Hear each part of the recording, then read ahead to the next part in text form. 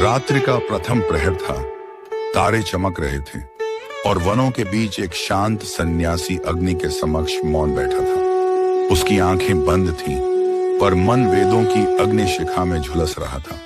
वह ब्रह्मा का मानस पुत्र था। ज्ञान उसका स्वभाव था और तप उसकी पहचान वह थे। ऋषि अंगिरा, जिनके नाम से ही अग्नि की लपटें स्थिर हो जाती और देवता मौन हो जाते, वह कोई साधारण मुनि नहीं थे। उनके श्वास से वेदों के मंत्र फूटते थे और उनके मौन से सृष्टि का रहस्य झांकता था। अंगिरा का जन्म ब्रह्मा जी के ध्यान से हुआ। उन्होंने आंखें खोली तो सबसे पहले अग्नि के दर्शन किए और वहीं से उनकी आत्मा और अग्नि का संबंध बन गया। अग्नि उनके भीतर प्रवाहित होती रही। उनके हर मंत्र, हर संकल्प में अग्नि उपस्थित रही। प्राचीन काल में जब धरती पर अंधकार और अज्ञान फैला था, तब ऋषि अंगिरा ने वेदों के प्रथम स्वर सृष्टि में गुंजाए। उन्होंने अग्नि की उपासना को विधिवत रूप से स्थापित किया। उन्होंने मनुष्यों को यज्ञ का महत्व बताया और देवताओं को यज्ञ के माध्यम से बुलाने का ज्ञान दिया। उनके पास जो भी आता, वह तप के साथ सत्य और धर्म की लौ लेकर लौटता। ऋषि अंगिरा की पत्नी थी देवी स्मृति, जिनके नाम से ही स्मरण शक्ति की उत्पत्ति मानी जाती है। उनके पुत्र हुए बृहस्पति, जिन्हें देवताओं का गुरु कहा जाता है। ऋषि अंगिरा ने अपने पुत्र को वेदों के रहस्य बताए और ब्रह्मा के साक्षात ज्ञान का संचार उनके माध्यम से संसार में किया। एक बार की बात है, जब इंद्र सहित समस्त देवता किसी घोर संकट में थे। असुरों ने स्वर्ग पर आक्रमण किया था और देवगण अस्त्र छोड़कर भाग रहे थे।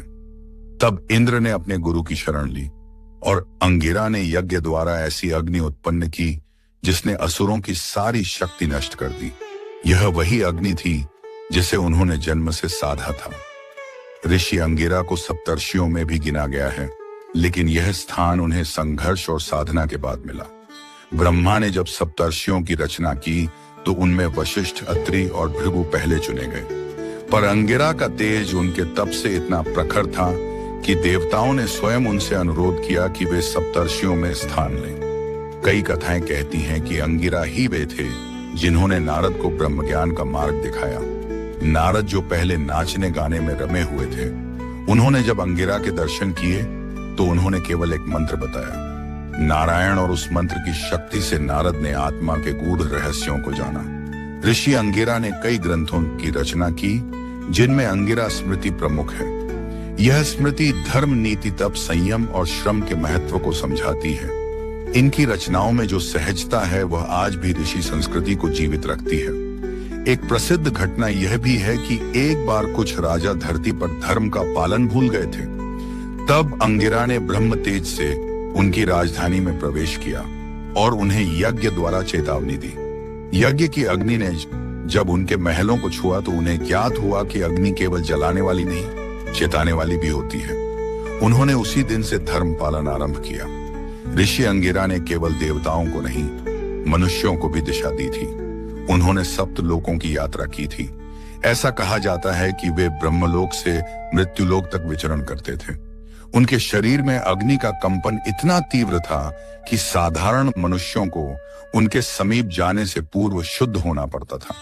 जब महर्षि भृगु और महर्षि कश्यप अपनी अपनी संतानों में श्रेष्ठता को लेकर विवाद कर रहे थे, तब अंगिरा ने उन्हें केवल एक वाक्य में शांत कर दिया। उन्होंने कहा, जो अग्नि से निकला हो वह कभी विवाद नहीं करता, वह तप करता है, क्योंकि वह जानता है कि शुद्धि केवल अग्नि से ही संभव है।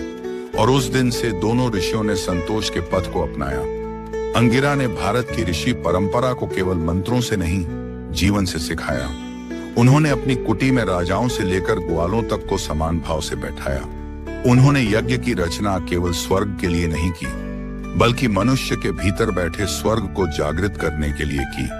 कहा जाता है कि जब वे अंतिम बार ध्यान में बैठे तो उनके चारों ओर अग्नि स्वयं प्रकट हुई और उनका शरीर रजत के समान चमकने लगा। उनके अंतिम शब्द थे, अग्नि आत्मा की जिह्वा है, जो सत्य को स्वाद देती है और असत्य को भस्म करती है। उनकी तपस्थली आज भी कई स्थानों पर पाई जाती है। उत्तराखंड के कुछ पर्वतीय क्षेत्रों में कुछ गुफाओं को अंगिरा की साधना स्थली माना जाता है, जहां आज भी साधक उनकी साधना को दोहराने आते हैं। ऋषि अंगिरा के जीवन की सबसे बड़ी सीख यही है कि ज्ञान बिना तप के अधूरा है और तप बिना सत्य के व्यर्थ। वह अब अग्नि की तरह थे जो अंधकार में जलती रही, न स्वार्थ के लिए न प्रसिद्धि के लिए, बल्कि केवल इसलिए कि सत्य को ज्योति की आवश्यकता है। उनके जीवन में एक ऐसा क्षण भी आया जब उन्होंने स्वयं को अग्नि में प्रविष्ट कर लिया था।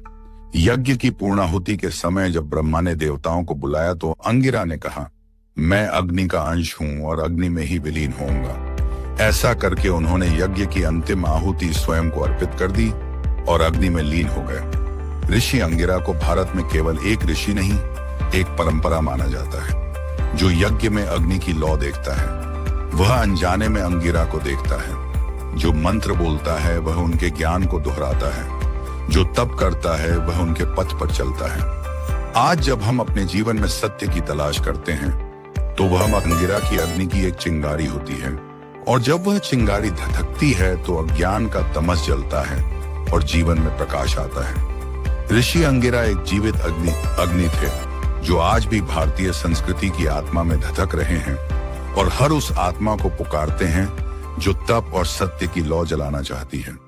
अपनी जड़ों की पहचान देश भूमि के साथ।